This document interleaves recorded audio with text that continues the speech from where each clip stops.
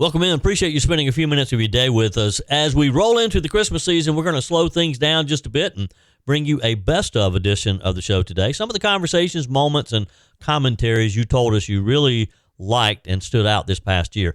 Christmas is a time to pause, reflect, and be grateful. Grateful for faith, family, freedom, and for the blessings we too often take for granted during the rush of the year. It's also a time to remember what truly matters and why we do what we do. I want to say thank you sincerely for listening, for sharing the show, for supporting our sponsors, and for being part of this growing community. You make all this possible. So over the next few days, enjoy some of our favorite segments from the year, and rest assured this is just a brief pause, not a goodbye. We'll be back very soon with some fresh shows, new conversations, and plenty to talk about as the new year gets underway. From my family to yours, Merry Christmas. God bless you, and may this season bring you peace, hope, and joy. So let's get started with today's best of Just the Truth.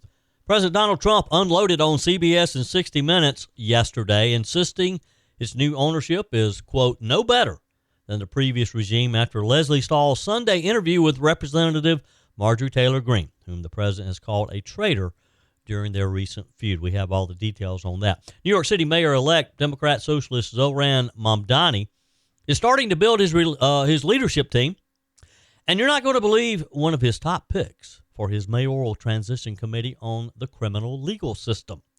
And let me give you a hint. This guy has plenty of experience with the criminal justice system, firsthand experience.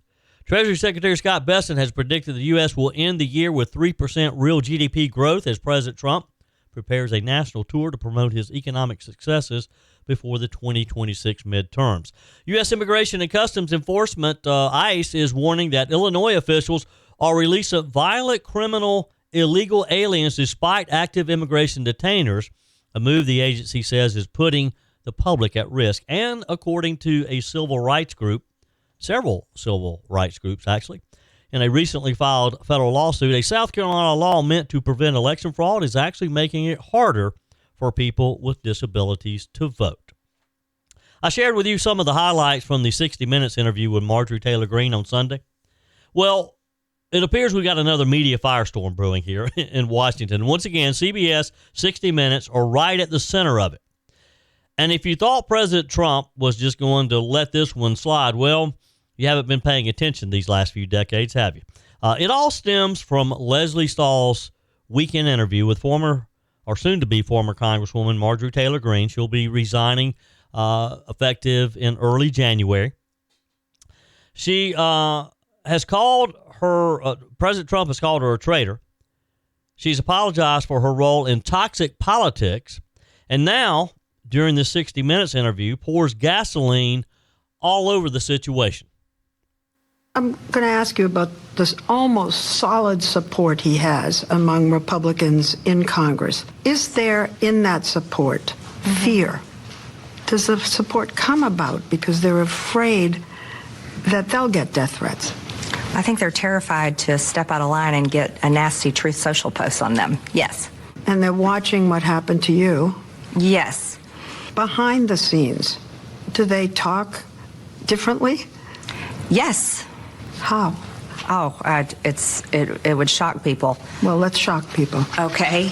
I watched many of my colleagues go from making fun of him, making fun of how he talks, making fun of me constantly for supporting him, to when he won the primary in 2024, they all started, excuse my language, Leslie, kissing his ass and decided to put on a MAGA hat for the first time. Now, the big headline here is no longer Marjorie Taylor Greene necessarily. It's President Trump unloading on CBS, on Leslie Stahl, and on the network's brand new ownership. Here's the backdrop. CBS's parent company, Paramount, just merged with Skydance Media. New CEO David Ellison, brought in by Barry Weiss, someone known for criticizing liberal groupthink. They came in to overhaul CBS News. People thought Trump might actually like the new direction. Not so much.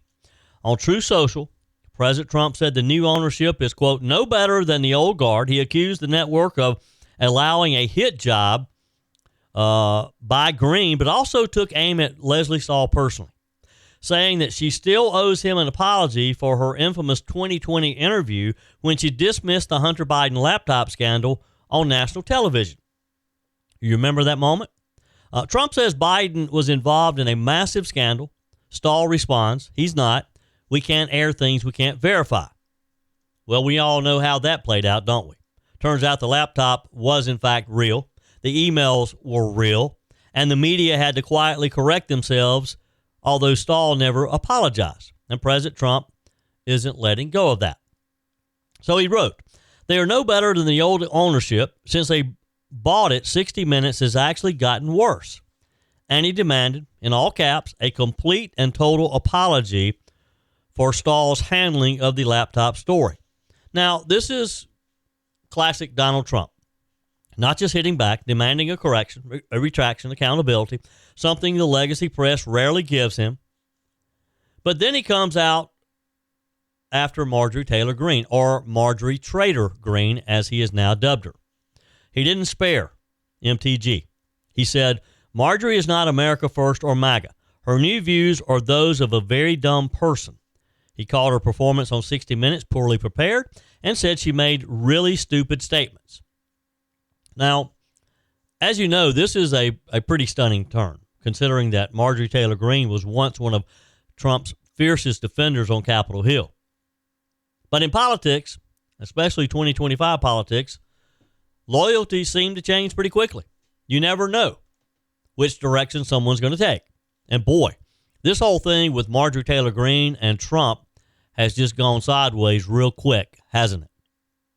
While all this drama is unfolding, Paramount is simultaneously trying to pull off a hostile takeover of Warner Brothers. New CEO David Ellison launched an all-cash tender offer to buy the remaining WBD shares. Is a massive multi-billion-dollar move. Now, here's the irony if you're wondering, well, what does that have to do with what President Trump has said about Marjorie Taylor Greene and vice versa? Well, just months ago, Paramount paid Trump $16 million to settle his lawsuit over their editing of a Kamala Harris interview, a case that Trump said amounted to election interference. And they settled it. Evidently, they didn't want to go to court. That settlement cleared the path for the FCC to approve the Paramount-Skydance merger.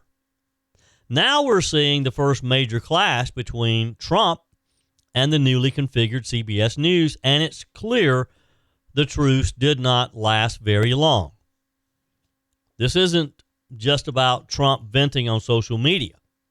This could potentially get a lot deeper. This is about a legacy news program that's trying to reinvent itself and not getting off to a very good start. This is about a president who still sees the mainstream media as dishonest and hostile, which they go out of their way to prove him right. It's about a once loyal ally, Marjorie Taylor Greene, breaking ranks in a big way. I mean, did you ever see that one coming? She sort of slowly started moving into this role a few months back. But I never thought that I would see Marjorie Taylor Greene, one of President Trump's biggest defenders, biggest allies in the U.S. House of Representatives, turn so quickly and so viciously. And you also have a media empire in there, Paramount, fighting for relevance in a very rapidly changing landscape. Leslie Stahl's interview with Greene became the spark. But the underlying tension is much bigger. And that's why it's gotten so deadly so quickly. Trump doesn't trust CBS. He doesn't believe the culture inside 60 Minutes has changed at all. I don't watch 60 Minutes that often, so I wouldn't be a fair judge on that. I did watch the Marjorie Taylor Greene because I was curious about what she had to say. Had it not been MTG on there, I would not have watched it. I can't tell you the last time I've watched 60 Minutes, again, unless it's something really politically interesting to me. So I don't know if, in fact, 60 Minutes has changed since the horrible job they did with the Kamala Harris interview. They clearly were wanting Kamala Harris to be sitting in the Oval Office right now. They clearly wanted to try to prop her up, knowing that she didn't have the ability to be president, knowing that she couldn't even answer some of their questions. So what did they do? They heavily edited it to try to make her look good. And to be fair, the media's track record over the last decade hasn't exactly earned the benefit of the doubt either in all of this. So where do we go next? Of course, CBS hasn't responded yet. Maybe they don't respond. Paramount hasn't responded either, and I doubt they will either because of them being in this very tricky buyout situation. Marjorie Taylor Greene hasn't fired back. It won't surprise me, though, if she does. She likes to fire back. But knowing all three players here and throwing Trump into the mix, the storyline is far from over. I mean, he very well could file suit against him again. Who knows? Marjorie Taylor Greene could potentially go on the offense against him again. Because what does she have to lose now? Nothing. She's out. She's out of MAGA. Nobody trusts her in MAGA anymore. The president's not going to give her time of day. At least, not today. That could change as quickly as well. Everyone says they'll start after the holidays, and that's exactly why most people never tackle those extra pounds at all. Joey Hudson here. Right now, PhD Weight Loss is making it easy to start before the new year with a bonus designed to get you moving now. They're adding 2 free weeks to your program. That means you can ramp up during the holidays and start the new year already working toward your goals. Those 2 free weeks mean you won't roll into January feeling behind. You'll hit January already losing, already feeling better, already in control. PhD's metabolic reset system teaches your body to burn fat first. No drugs, no starvation diets, no endless workouts, just a smarter science-based system that fits real life. And when you mention 2 weeks on the phone, they'll waive your consultation fee and pay for the cost of your food during the entire program. There's no reason to wait, no reason to repeat last year. Call PhD Weight Loss today and start 2026 already ahead. 864-644-1900. Call today. That's 864-644-1900 or go to myphdweightloss.com. Don't wait. Do it today. Now, this is an interesting story out of the White House yesterday. President Trump says he's not offended, not even a little, he said, by comments attributed to his White House Chief of Staff, Susie Wiles, in a recent Vanity Fair profile that described him as having what she called an alcoholic's personality. The remarks appeared in the first part of a 2-part Vanity Fair feature that was published yesterday. It quickly set off a media firestorm in Washington. White House Press Secretary Caroline Leavitt dismissed the article, saying key comments were wildly taken out of context and framed to portray chaos inside the second Trump administration. But rather than push back angrily, the president himself brushed it off completely. Speaking to the New York Post just hours after the story ran, President Trump said he understood exactly what Wiles meant, and noted that he has made the same observation about himself many times over the years. Trump explained that because he doesn't drink alcohol, he has often joked that if he did, he might have struggled with it. He described himself as having a highly driven, intense, and sometimes addictive personality. Not in substance, but in work, ideas, and focus. In his own words, he said he's long described himself as someone with a possessive and addictive type personality, and said Wiles was simply acknowledging something he's openly said about himself before. Now, the White House referred Fox News to the Post reporting when asked for comment, but the Vanity Fair piece didn't stop with Trump. The article included several blunt and, in some cases, unflattering quotes attributed to Wiles about other senior figures in the Trump orbit. Among them, Vice President J.D. Vance was described as a conspiracy theorist for a decade. Attorney General Pam Bondi was said to have completely whiffed the handling of Epstein-related document releases. Office of Management and Budget Director Russell Vought was labeled as a right-wing absolute zealot. And Elon Musk, who previously led the Department of Government Efficiency, was described as an odd duck and an avowed ketamine user. Now, despite the language, Wiles also offered praise for the administration as a whole, calling Trump's cabinet world-class and better than anything she could have imagined. Still, as you can imagine, the reaction to the article has been swift. Now, my first thought about this was, why would she say these things at all? Now, I understand that, look, an interview with Susie Wiles right now is a hot topic, and she gives very few. Maybe she should have skipped this one as well. I can't imagine in what universe, and none of what she said is just really that bad, but why give the media something to write about? Why would you say that, even if you believed it, that the Attorney General had completely whiffed the handling of Epstein-related document releases? Why would you say that Vice President J.D. Vance is a conspiracy theorist and has been for a decade? Why even put that out there? What did she have to gain by it? Wiles herself took to social media, calling the Vanity Fair piece a disingenuously framed hit piece, not just on her, but on what she described as the finest president, White House staff, and cabinet in history. She said key context was stripped out, and that positive remarks about the team were deliberately left on the cutting room floor to push what she called a chaotic and negative narrative. Again, I question her judgment on why she allowed the interview to begin with. When you're in a position like her, you don't need to become the news object. You don't need to become the headline. She should have never done the interview. You agree? Text me. Email me, joey@joeyhudson.com. Leave me a quick message on the MyPillow message line, 864-477-JOEY. Always use promo code Joey when you go to MyPillow.com. Take advantage of the great deals. The MyPillow slippers right now, $39.99 when you use promo code Joey. They make great Christmas gifts. But really, why would Susie Wiles do this? Because when you agree to the interview and you sit down with the interview, you're giving complete control over the writer. And Vanity Fair is not someone who is a big fan of Donald Trump anyway.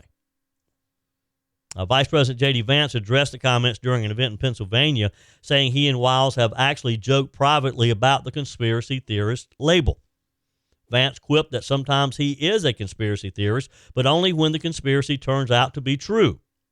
Attorney General Pam Bondi also stepped in to defend Wiles, saying attempts to divide the administration would fail.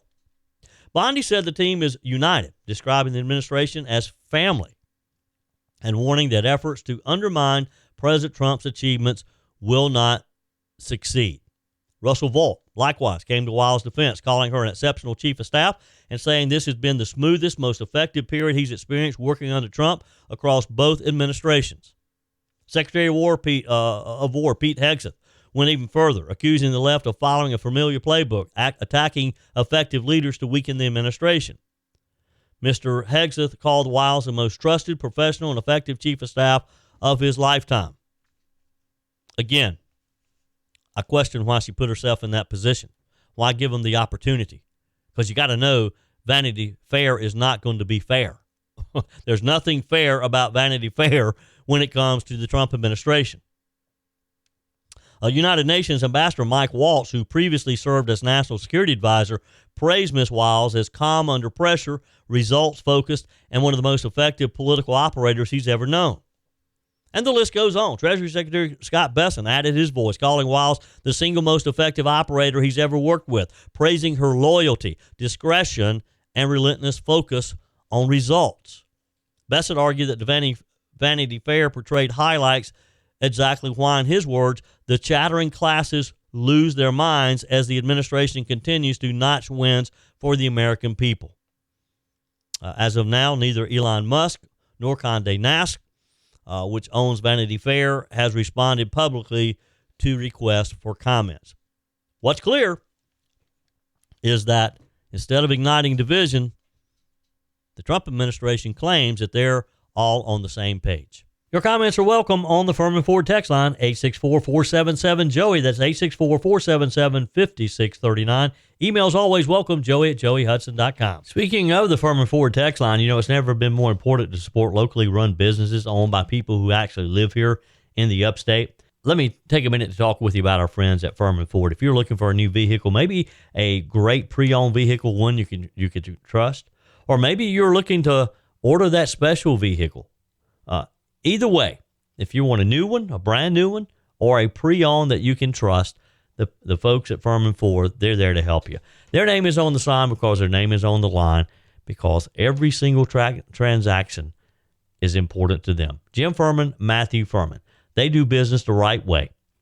When you stop by, when you give them a call, or maybe when you just send them a quick email, you're always going to have access to a member of the Furman Ford family.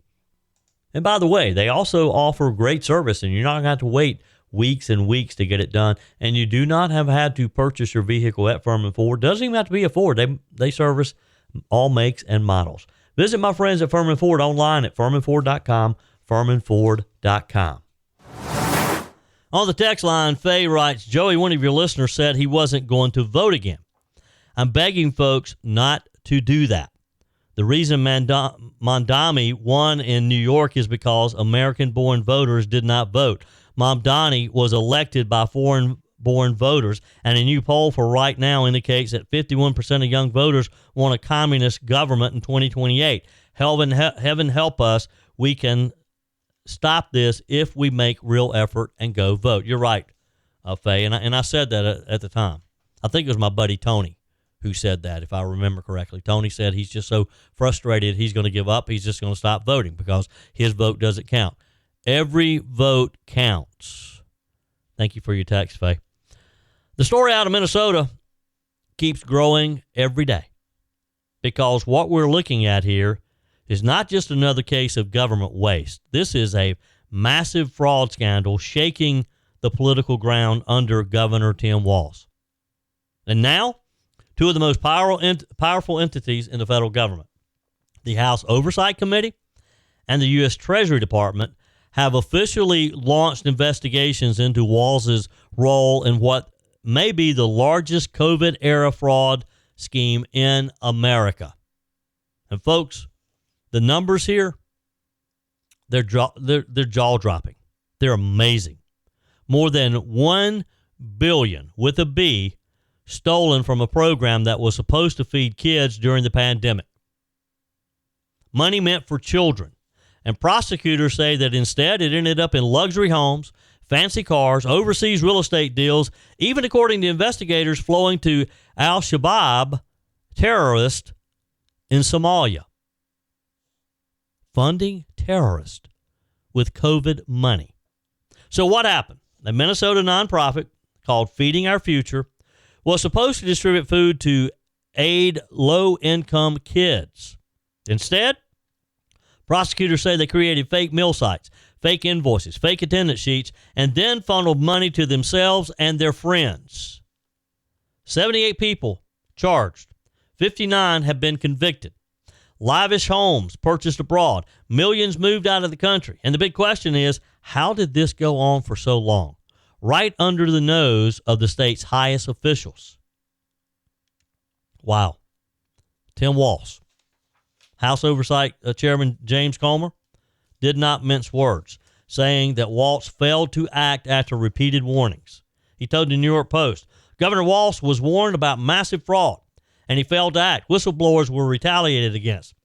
Because of Governor Walz's negligence, criminals, including Somali terrorists, stole nearly $1 billion. Representative Comer says his committee is now launching a full-scale investigation with subpoena power to figure out how this happened, who knew what, and whether state leadership helped cover it up. Then on the same day, Treasury Secretary Scott Bessent stepped in and ordered an investigation of his own. He said federal investigators would dig into how, and this is a quote, the feckless mismanagement of the Biden administration and Governor Walz allowed tax dollars to be funneled to Somali terrorists. That's not Fox News saying it. That's the Treasury Department. So here's where it gets even messier. A group claiming to be 500 employees inside Minnesota's Department of Human Services said they warned Walz's administration early on. And guess what? They got punished for speaking up, according to their statement. They say Waltz ignored warnings. The governor retaliated against whistleblowers. They claim Waltz weakened oversight safeguards and that his agencies knowingly allowed the money to flow. Did not slow them down. That whistleblower account was mysteriously suspended from X on Monday. Now, how'd that happen? In the middle of all this, what was Governor Waltz doing on TV this weekend? Well, he was attacking President Donald Trump, you may recall. We talked about this in yesterday's show, saying that President Trump knows more about corruption than anyone, trying to spin this as just fraud, not corruption. Folks, $1 billion stolen, federal judges warning the state, whistleblowers being silenced, terrorists being paid. You tell me what that sounds like. How does that happen and a state government doesn't know what's going on? Either way you look at it, it's negligence, isn't it? Either way. Because if they truly were that stupid and didn't realize this was happening, shame on them. They still should be punished. But if they knew it was happening and they just looked the other way or maybe even helped, that's criminal. And they all should be prosecuted to the fullest extent of the law. And anybody who looked the other way, even if he is the governor, should be held accountable. And I got a feeling that's probably what's going to happen. Now, whether Governor Tim Waltz ends up having charges brought against him, I don't know. But with the fact that, what did I say earlier, 70 plus people have already been accused, have already been charged, 59 already convicted, I think that number is probably going to grow because it takes a lot of people in on a deal like this to allow it to happen. Governor Waltz, after being told about suspicious activity, later gave an outstanding refugee award to a leader from another nonprofit implicated in the scheme. So he gave him an award. This guy, he gets an outstanding refugee award, and he's over there stealing federal dollars. And the governor pats him on the back and gives him a plaque. Again, you can't make this stuff up. And I'm pretty creative, but I couldn't make this stuff up. This has become a national story literally almost overnight, and not just a Minnesota scandal. You've got the House Oversight Committee. You've got the U.S. Treasury Department. Dozens of federal convictions already, possible terrorist financing, whistleblower retaliation claims, and a sitting governor running for re-election while trying to explain why he didn't stop a billion-dollar fraud. It's going to take somebody pretty creative to explain that one, right? And folks, I don't think this story is going away. And if the investigations confirm what whistleblowers are alleging, we may be looking at one of the biggest government oversight failures of the entire COVID era and a political scandal that could haunt Minnesota Democrats all the way into 2026. But that's just one story out of Minnesota. There's another one as well. A judge in Minnesota is facing heat after she overturned a guilty verdict for an individual convicted in a $7.2 million fraud scheme that involved, guess what, taxpayer money again. Adifa Yusuf, and I may not be saying that name right, and his wife, Lul Ahmed, were charged in June 2024 after they were accused of stealing $7.2 million from the state's Medicaid program while running a home health care business that lacked an office building and operated for years out of a mailbox. This is according to the Minnesota Attorney General's office. Prosecutors said that Mr. Yusuf received Medicaid money for services that weren't provided and overbilled for services that did not have documentation. Yusuf allegedly used the money to fund a lavish lifestyle that included shopping sprees at luxury clothing stores like Coach, Canada Goose, Michael Kors, Third Degree Heat, Nike, Nordstrom, and the list goes on. He directed over $1 million from the business account to his personal account and also withdrew over $380,000 in cash, according to the Attorney General's office. Now, Yusuf was found guilty of 6 counts of fraud, of aiding and abetting theft by swindle, which is over $35,000, in August by a jury of his peers. The decision this week was overturned by Judge Sarah West. West wrote in her decision that the case relied heavily on circumstantial evidence, adding that the state did not rule out other potential reasonable references. The judge added she was, however, troubled by the manner in which fraud was able to be perpetuated at Promise Health. Now, Minnesota Representative Kristen Robbins said she was shocked upon hearing the guilty verdict was overturned. Members of the jury all also talking to the media saying that they were shocked. The judge seemed to suggest that the jury had a hard time coming up with this decision. The jury, on the other hand, and 3 members have been outspoken so far, said absolutely not, that it was a slam dunk case, that the prosecution had very clearly and simply explained their case to the point that there was very little deliberation, that they knew going into this guy was guilty. And this judge, for whatever reason, and we don't know yet, we don't have the speculation of what, this just happened, she turns him loose. $7.2 million in fraud gone. Poof. And he faces no consequences whatsoever because of some activist judge. I want to take a minute to talk with you about a place that's just 2 miles from the Gaza border. A place once filled with laughter, olive trees, the sounds of children playing. Today, that same place, the kibbutz of Nir Oz in Israel, southern part of Israel, echoes with the hum of construction. Rebuilding from ashes left behind by Hamas terrorists on October the 7th, 2023.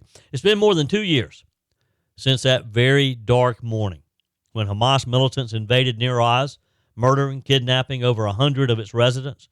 For survivors like Irit Lahav, every nail hammered and every wall rebuilt comes with the sound of memories that never quite fade, she said. And talking with the New York Post, she said, I was born here. I love this kibbutz. I want to make it alive, full of energy and happy again, but every night I'm still afraid. And you can't blame her, can you? Nir Oz was one of the communities hit hardest on that horrific day. Of the 1,139 Israelis killed and roughly 240 kidnapped across the country, 123 came from this single kibbutz. Hamas gunmen stormed through its homes, setting many on fire, dragging residents from safe rooms, taking families, including children, across the border into Gaza. Now, the reason I'm telling you this story is I happened to see this in the New York Post, but I also have been keeping up with Nir Oz because I was able to visit Nir Oz literally a few months after the attack. It was one of the places that Mike Gallagher and I were taken to when we went over to do our broadcast following the attacks. We literally stood in some of these burned out homes. I remember vividly one of the homes we walked over, we looked in the windows, it had all been broken out, and part of the home was burned out. You could see the black all on the walls and everything, and there was a coffee mug sitting on the table.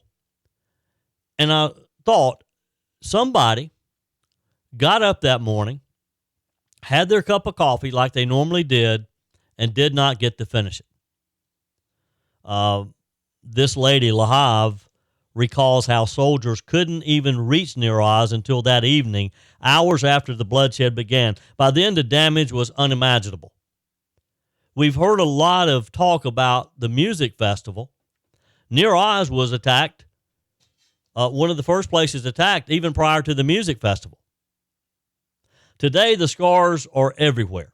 Bullet holes in the walls, again, charred ruins where families' homes once stood. Kitchens frozen in time like the coffee cup I'm describing to you. But amidst the wreckage, there's renewal.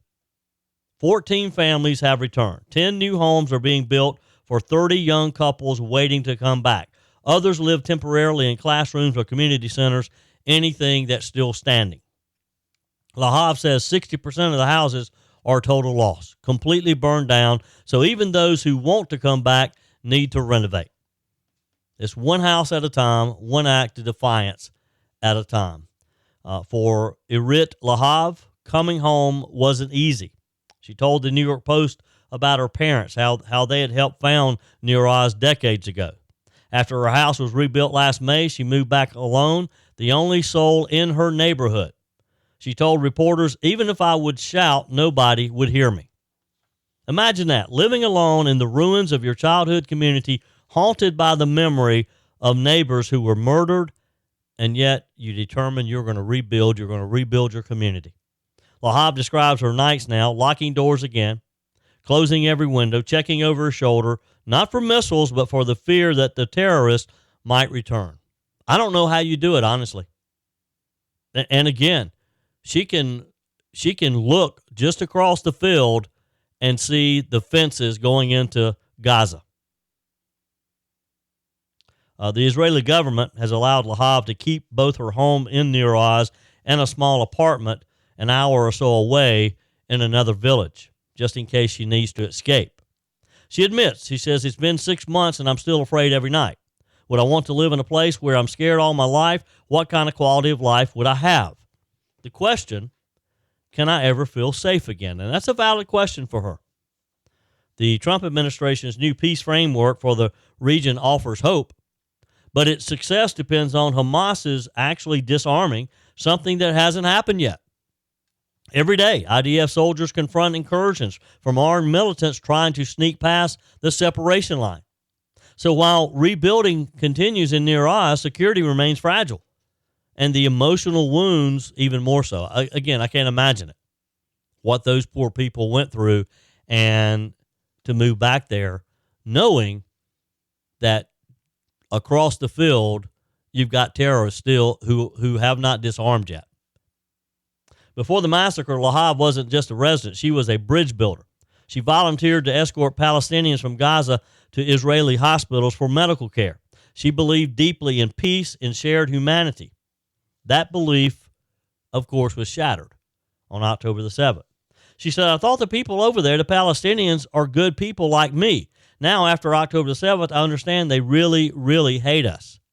They think that rape, murder, and kidnapping is legitimate. That's the cruel tragedy of this war, isn't it? For years, many Israelis, especially in the kibbutz, championed coexistence. They believed goodwill could overcome hatred, but Hamas made clear that peace was never its goal. Even for those returning, I just can't imagine the emotional cost. Lahav points to a neighbor's house across from her own. The woman's husband was murdered. Her daughter was kidnapped and later released. Her home is ready, but she hasn't spent a single night there. She said she's hesitant. It's emotionally very difficult. And who wouldn't blame her?